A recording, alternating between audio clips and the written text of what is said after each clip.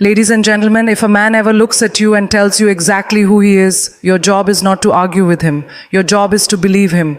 Too many people hear words that should be warning signs and then try to translate them into something softer, something safer, something that won't hurt.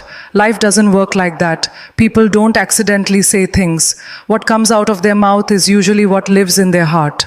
If there is one thing life will teach you over and over again, it is that words are never random. People don't just say things because the air was empty. Words come from thought, and thought comes from intention. When a man opens his mouth and speaks, he is handing you information about who he is, how he thinks, and what he plans to do. Too many people ignore that information because they are focused on what they hope will happen instead of what is actually being said right in front of them.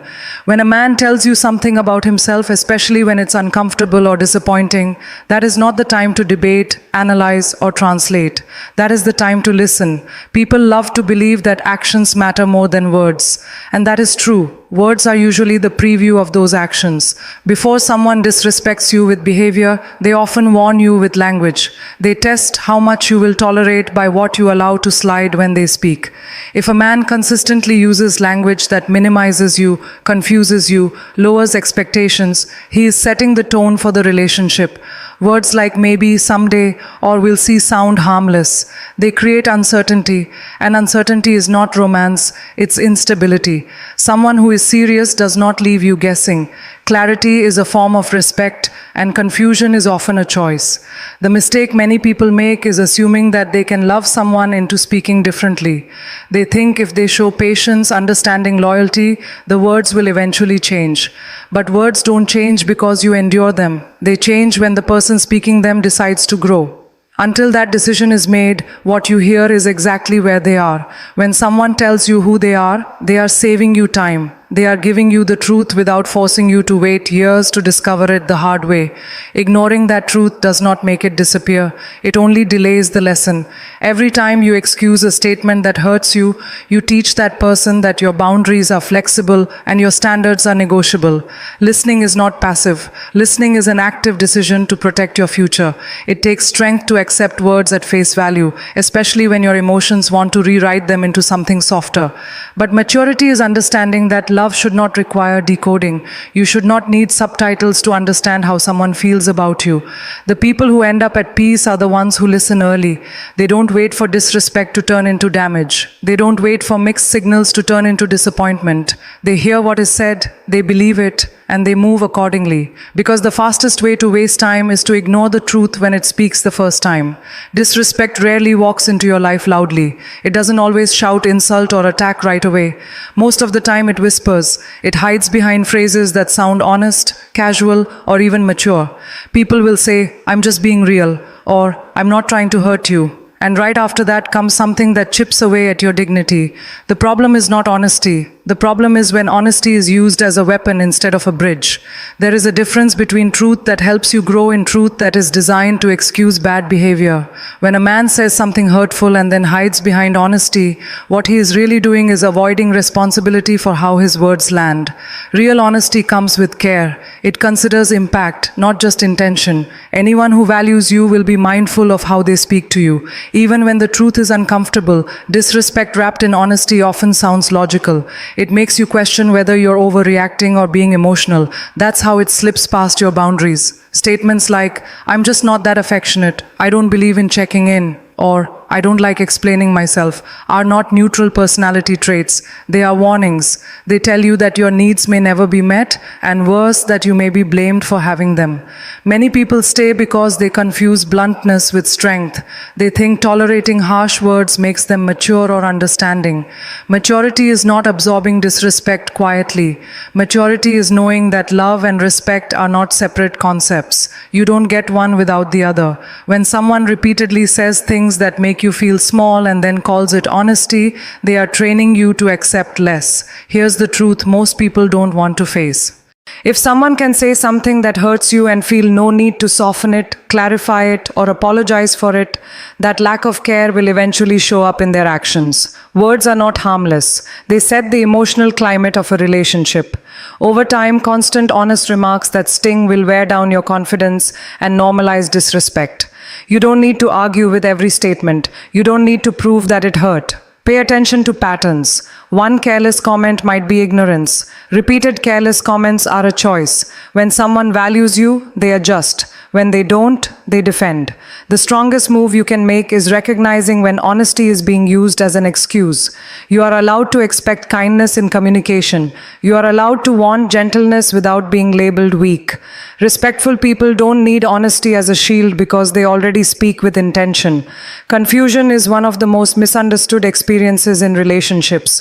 People think confusion means something needs to be figured out, fixed, or fought for. They believe if they just wait a little longer, love harder, explain better, or stay quieter, clarity will eventually show up. But confusion is not a puzzle you're supposed to solve. Confusion is information. It is your intuition waving a red flag and asking you to pay attention. When a man's words don't match his actions, confusion is born. One day he's warm, the next day he's distant. One moment he talks about a future, the next moment he avoids commitment. That emotional back and forth keeps people stuck because hope fills the gaps where clarity should be. But understand this clearly. Someone who truly wants you does not leave you guessing. Interest is not confusing. Commitment is not confusing. Love that is healthy is calm, not chaotic. Confusion drains your energy because it forces you to constantly analyze. You start rereading messages, replaying conversations, questioning your tone, your timing, your worth. You begin to shrink parts of yourself just to keep the peace. That's not connection. That's survival mode. And any situation that requires you to abandon your peace in order to stay should already have your answer. Many people mistake confusion for chemistry. The emotional highs and lows feel intense, so they assume it must be real. But intensity is not intimacy. Real intimacy feels safe, it feels steady, it feels clear. Confusion keeps you addicted to potential instead of grounded in reality. It keeps you chasing clarity from someone who benefits from withholding it. Here's the hard truth. Fusion often exists because someone is keeping their options open. When a person is unsure about you, they will also be unclear with you. They won't say no because they don't want to lose access, but they won't say yes because they don't want responsibility. That gray area serves them, not you.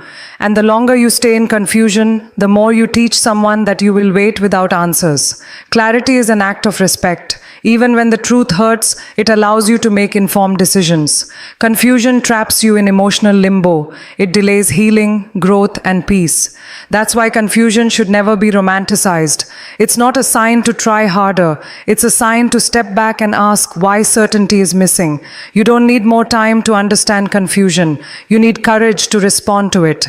Walking away from confusion is not quitting. It's choosing yourself. It's saying your emotional health matters more than someone else's indecision. When you honor clarity, you honor your worth. Promises sound good. They make you feel hopeful. They paint pictures of a future that feels safe, exciting, and secure. But here's what life teaches you. If you pay attention, long enough promises don't build relationships. Consistency does. Anybody can promise you the world when emotions are high, when they're afraid of losing you, or when it costs them nothing in that moment. Real character shows up in what someone does repeatedly, not what they say occasionally. When a man keeps telling you what he's going to do but rarely follows through, that's not bad timing. That's a habit. People reveal their priorities by where they show up consistently. If he says he'll call and doesn't, if he says he'll change and doesn't, if he says you matter but disappears when it's inconvenient, those are not mistakes. Those are patterns. And patterns tell the truth louder than words ever will. Many people fall in love with potential. They hear the promise and imagine the future version of the person instead of dealing with the present reality. They say he means well, or he's trying, or he'll get there. But love is not about where someone might be one day. Love is about how they treat you right now. Potential doesn't comfort you at night. Potential doesn't show up when you need support. Only consistent behavior does that. Inconsistency creates anxiety. You never know what version of the person you're going to get. One day they're attentive, the next day they're distant. One week they're invested, the next week they're unavailable. That emotional roller coaster slowly wears you down. You start adjusting your expectations, lowering your standards, and accepting crumbs just to keep things going. That's not compromise, that's self-abandonment. Consistency is simple. It doesn't require grand gestures. It looks like calling when you say you will, showing up when you're needed, being the same person on good days and bad days, respecting boundaries even when no one is watching. When someone is consistent, you don't have to question their intentions because their behavior answers for them. A person who is serious about you doesn't need reminders to treat you well. They don't need constant second chances to do what they already said they would do. If someone truly values you, effort becomes natural, not forced. They don't perform consistency when they're scared of losing you and then disappear once they feel secure. The danger of falling for promises is that they keep you waiting. Waiting for change, waiting for growth, waiting for effort. And time is the one thing you never get back. You deserve someone whose actions match their words without you having to beg, remind, explain why consistency matters. Because in the end, love isn't proven by what someone says they'll do tomorrow. It's proven by what they consistently do today. Your standards are not rules you announce out loud. They are lessons you teach quietly through what you allow. Every time you tolerate behavior that makes you uncomfortable, every time you stay silent when something hurts you, you are sending a message about how much access someone has to you. People don't treat you based on what you say you deserve. They treat you based on what you accept. That's the part many people don't want to hear. It's the truth. Standards are not about being difficult or demanding. Standards are about self-respect. They are the invisible line that tells people how far they can go. When you don't have clear standards, others will create them for you. And trust me, they will always benefit themselves. If you show someone that you will stay even when you're disrespected, they learn that respect is optional. If you show someone that you will forgive without change, they learn that apologies don't require effort. A lot of people are afraid to set standards because they fear losing someone. They think if they speak up, they'll be labeled too much, too sensitive, or too hard to love. But the truth is, the right people are not scared of your standards. Wrong people are. Anyone who benefits from your silence will be uncomfortable when you find your voice. That discomfort is not your problem. Standards don't push away the right people. They filter out the wrong ones. When someone truly values you, your boundaries don't feel like obstacles. They feel like guidelines. They don't argue with them. They respect them. They don't try to negotiate your worth. They rise to meet it. But when someone only wants access without responsibility, your standards will always feel like a threat. One of the biggest mistakes people make is lowering their standards to keep someone comfortable. They stop asking for consistency. They stop expecting effort. They stop expressing needs. Over time, they become smaller versions of themselves just to keep a connection alive. But any connection that requires you to disappear is not love. It's control disguised as convenience. Your standards are also how you teach yourself what you're worth. When you walk away from disrespect, you are reminding yourself that peace matters. When you say no to inconsistency, you are reinforcing your value. When you refuse to chase clarity from someone who refuses to give it, you are choosing dignity over desperation. That choice builds confidence, not just in relationships, but in life. People often say, if I set standards, I'll end up alone. But being alone is not the same as being lonely. Loneliness comes from being with people who don't see you, hear you, or respect you. Being alone can be peaceful when you know you're not betraying yourself. And here's the part most people discover too late. It's better to be alone with standards than connected with regrets. Standards don't mean perfection. Nobody gets it right all the time. Standards require accountability. They require growth. They require effort. When someone crosses a line and you address it, how they respond tells you everything you need to know. A person who cares will correct themselves. A person who doesn't will defend themselves. And defense is often louder than love. You don't need to announce your standards. You don't need to threaten or explain them over and over again. Your actions will speak for you. When you leave situations that don't honor you, people learn quickly what you will and will not accept. When you stay firm, even when it's uncomfortable, you teach others that access to you is earned, not automatic. The moment you stop lowering your standards is the moment your life begins to change. You attract different energy, you attract different conversations, you attract people who understand that respect is not a favor, it's a requirement. And once you experience how peaceful that feels, you will never confuse love with tolerance again. Walking away is one of the hardest decisions a person can make. Not because it's unclear, because it's clear and painful at the same time. People think walking away means you gave up, you lost, or you weren't strong enough to stay. Most of the time, walking away is not weakness at all. It's strength that finally got tired of explaining itself. It's self-respect standing up after being ignored for too long. Staying is easy when hope keeps whispering, maybe it will change. Staying is easy when memories remind you of the good moments. Staying is easy when fear tells you that starting over is worse than staying uncomfortable.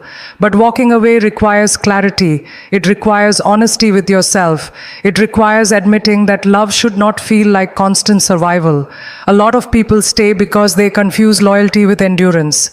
They think being loyal means tolerating pain, disrespect, confusion, and inconsistency. But loyalty to someone else should never come at the cost of betraying yourself. The moment you start losing sleep, peace, and confidence just to keep someone around, the price is already too high. Walking away is not about anger. It's not about revenge. It's not about proving anything to the other person. It's about choosing yourself when no one else will. It's about realizing that access to you is a privilege, not a right. When someone repeatedly shows you that they don't value that access, walking away becomes an act of self-preservation. Many people wait for a final dramatic moment to leave. They wait for the ultimate betrayal, the final argument, the undeniable proof. But most endings don't come with fireworks. They come with exhaustion. They come with silence. They come when you realize you've been explaining your worth to someone who benefits from not understanding it. Walking away hurts because you're not just leaving a person, you're leaving a version of the future you imagine. You're letting go of what you hoped they would become. That grief is real. Holding on to potential while ignoring reality is how people stay stuck for years. You don't build a life on promises and may.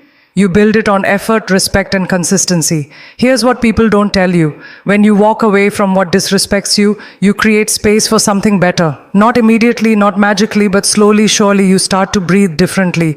You stop checking your phone with anxiety. You stop replaying conversations in your head. You stop shrinking yourself to fit into someone else's limitations. Walking away teaches people how to treat you. But more importantly, it teaches you how to treat yourself. It reminds you that you are allowed to leave situations that don't align with your values. You are allowed to choose peace over chaos. You are allowed to stop explaining why you deserve basic respect. Some people will say you're cold for walking away. Some will say you gave up too soon. Some will say you should have tried harder. None of those people had to live inside your emotional reality. None of them had to carry the weight you carried quietly. Only you know how many chances you gave. Only you know how many nights you stayed when leaving would have been easier.